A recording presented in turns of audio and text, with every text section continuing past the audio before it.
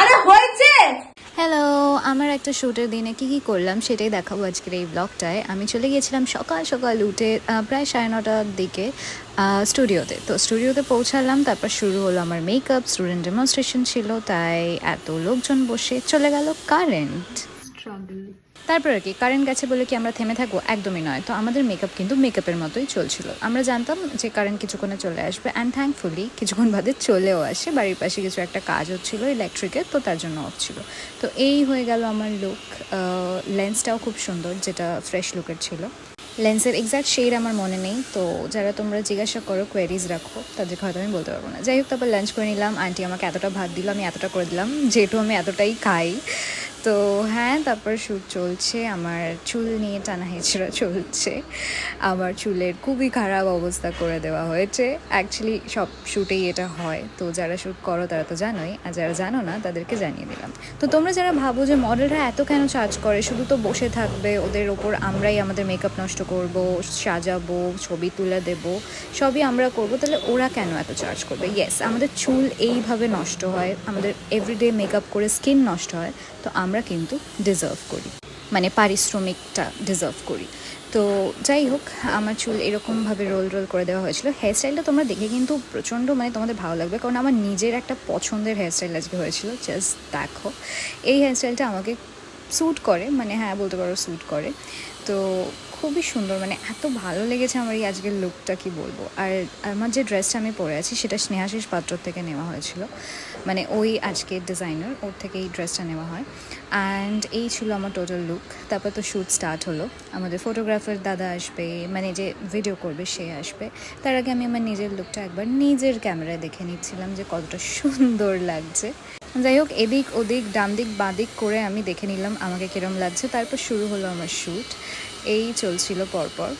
একটা শট নিতেও তো পালক পরার, আর সেটা আমরা খুবই কষ্ট করে নিচ্ছিলাম, কারণ ঠিকভাবে পড়ছিলই না।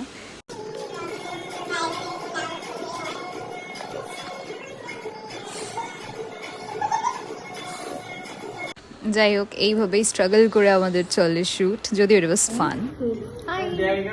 সে হাই।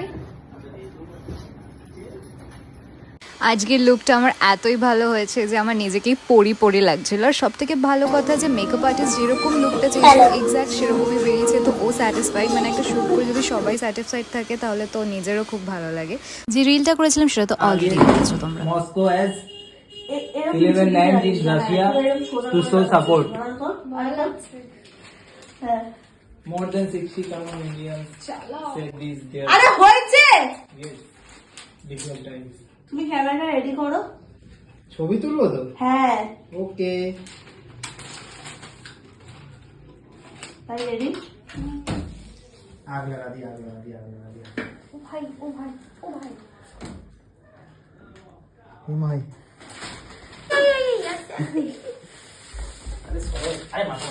আরে ওটা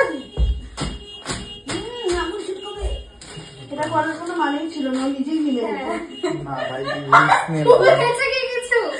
কি উঠবে?